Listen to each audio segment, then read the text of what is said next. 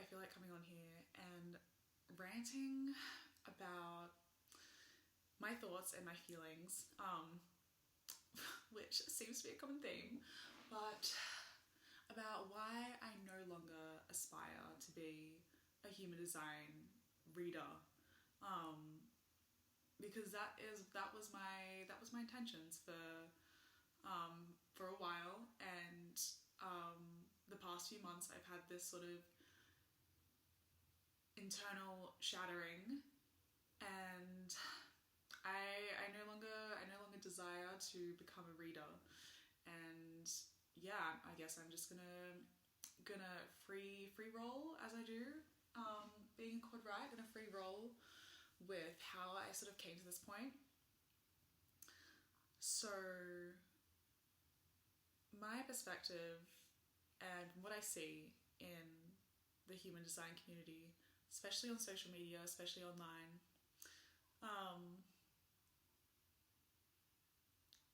is that this is going to be hard to articulate to people who don't see it. If you don't see it, it's very hard to see. That most people who are selling and creating and offering human design reader trainings are completely operating from the not self, or they're appealing to you living your not self. They're not appealing to you living your design. They're appealing to you when you're still living in your not self. And I guess it makes sense from what we've been told, from a regular normal societal belief that we have been raised with, is that do what you love and you never have to work a day in your life, or follow your passions, follow what you're interested in, and hopefully one day you can make money off that. You can make a career off of what you love. And that kind of makes logical sense, right? It makes a lot of sense. I've been pretty lucky that I've always known I have loved writing and media and magazines. I have a defined G Center, so it's never really concerned me about my direction, or not as much as I imagine an open G Center.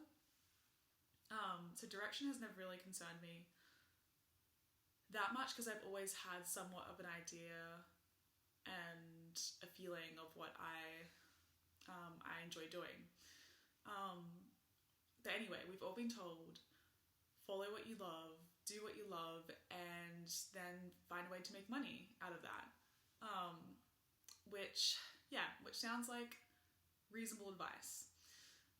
And so coming to human design and finding a passion for human design, being interested in studying human design,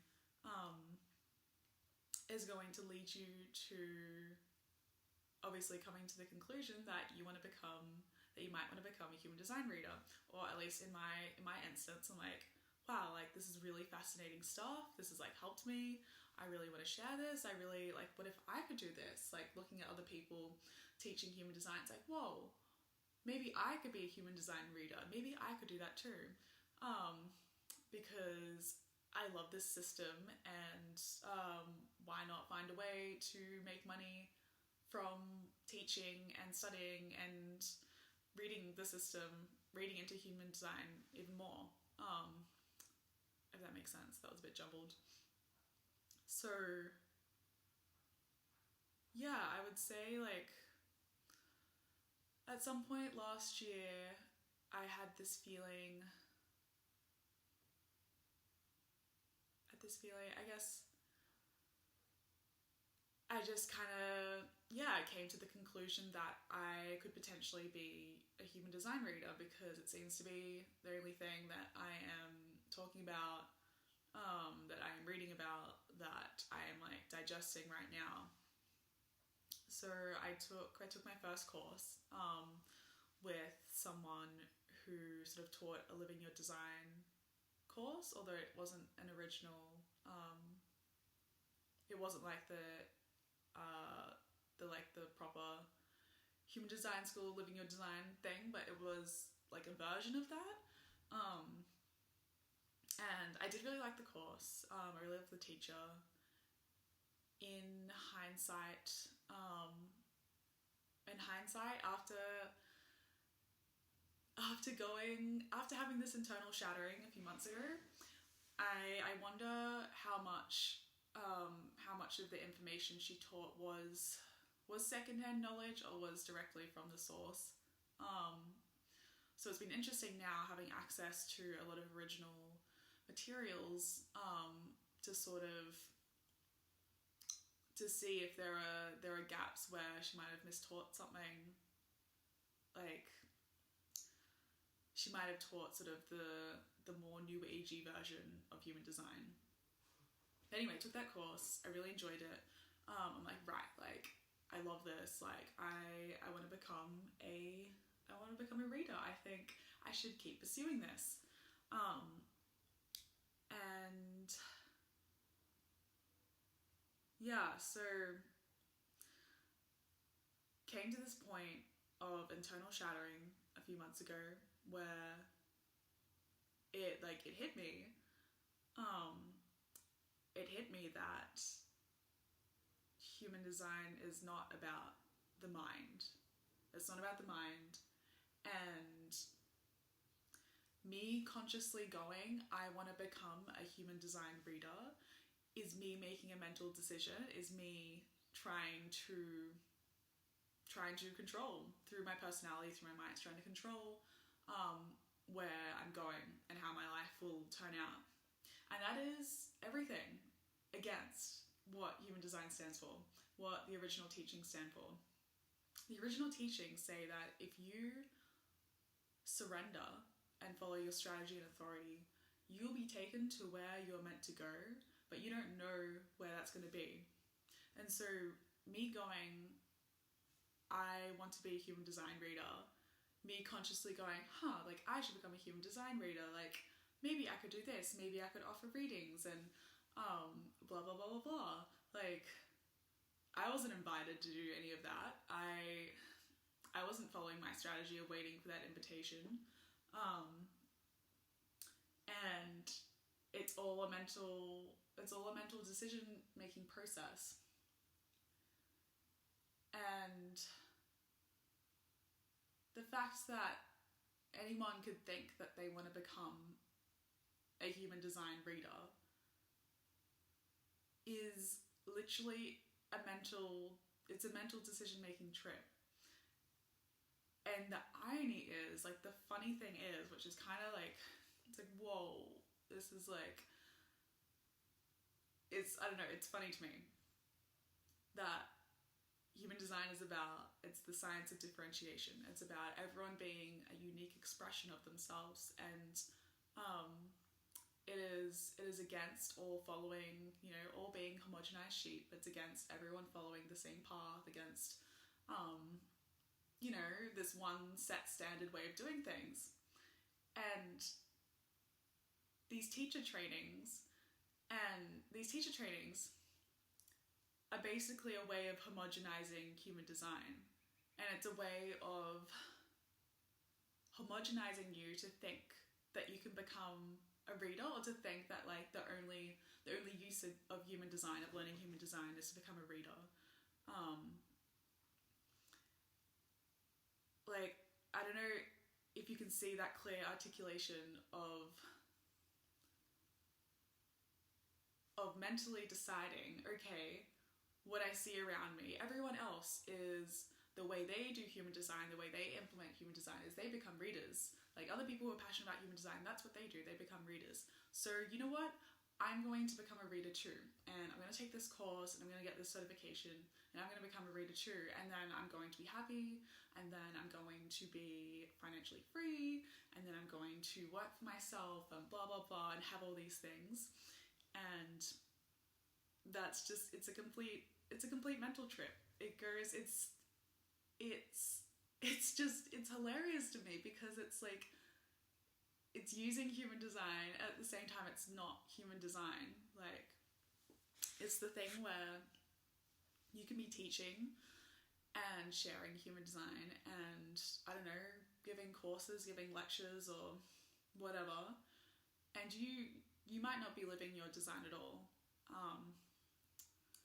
Maybe you're a projector and you're heavily trying to market your services, your products, or maybe you're a generator and you're initiating a business idea or a product idea because you're like, wow, like I think like this will be a great product or service to give to people, and you know what, I'm going to make that thing.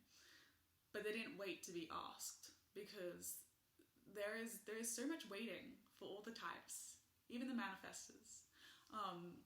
We all have to wait, and none of us like waiting. And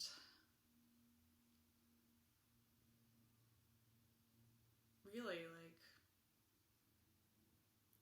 it really is just this process of waiting to see what unfolds as a result of following your strategy and authority. And it's not about having an end goal in mind. It's not about doing this so you can become this, or like, yeah, Ra, like, he talks a lot that like you can't do this process for anybody else but yourself. Like, this is not like, this is very much a selfish process, and you can't do it for anybody else except for yourself.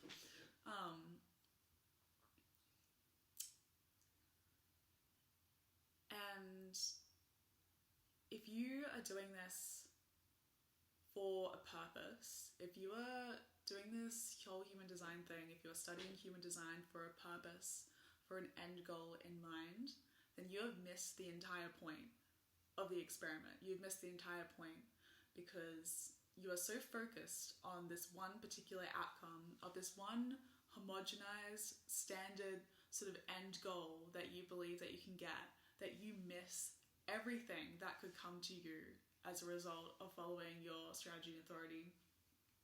And you don't know what that is. Like, you have no idea what that is. And that is where the potency of this knowledge lies. That is where the magic lies. And this internal shattering process for me, it was like, whoa, like I am choiceless. Like, I'm helpless. I can't control anything. I can't control where I'm going. I can't like mentally decide my career or find love or find friends or find like where I'm gonna live. Like, I can't choose that. I can't mentally choose that. And it was just this, yeah, it sort of happened in increments, but over time it was like this, whoa, like I can't do anything. I don't know what's gonna come next. It's like I fully am now in the process of, I have no idea what is going to come next, and I have no idea like what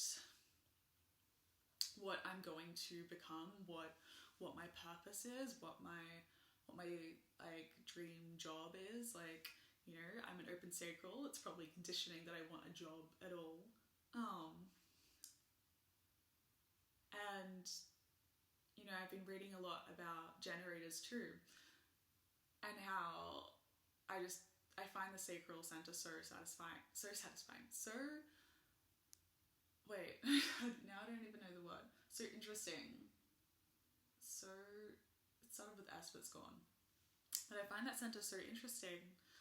And really, really like, I don't know, I'm kind of in awe of it, because it's the same thing where it's like, you get to this really scary point where you don't know what your sacral is going to respond yes to, or what it's going to respond no to.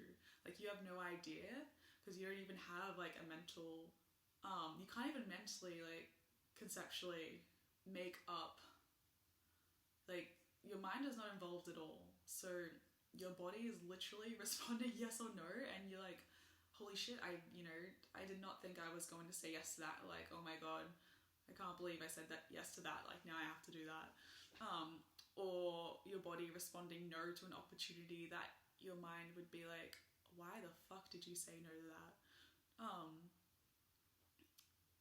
And that is like, it's so scary to be at that point.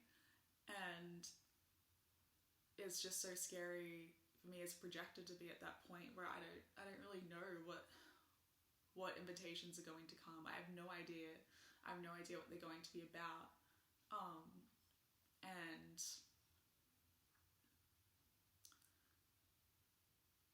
but that's like, this is the point where I actually feel like I'm fully in the experiment, and I feel like you're not actually in the experiment until you get to that point. So I studied I first came across it 2018, and I didn't start studying it until maybe the middle of 2019 or the end of 2019. And I didn't get to that point where I was like, you know what, I'm letting go. I'm giving up. That's what I told myself a few months ago. I'm like, I'm just gonna give up. Like, give up trying so hard. That was the point. I'm like, I am fully in this now. Like, I can't even grab the steering wheel back if I wanted to. It's like you see too much that you can't unsee what you have seen. And that's where I'm at right now. So, in essence, I don't know if I want to be a human design reader. I don't care if I want to be one. I don't even, like, yeah, it doesn't make any sense to me to even have that as a goal anymore. And so I think, like, the whole premise of human design reader trainings are literally redundant. Like, they don't make any sense because you can't mentally decide you're going to be a reader. You will be initiated into becoming a reader through strategy and authority. You're not going to mentally decide you're going to become a reader, and you don't have to study human design to become a reader. You can actually just focus on living out your design and how it helps you. Like, there doesn't have to be a purpose to it. Besides helping you surrender and live life as yourself. Yeah, so those are my ranty thoughts on that. And yeah, it's just a huge topic that I could ramble on forever. But it feels really, really special to get to this point in my process.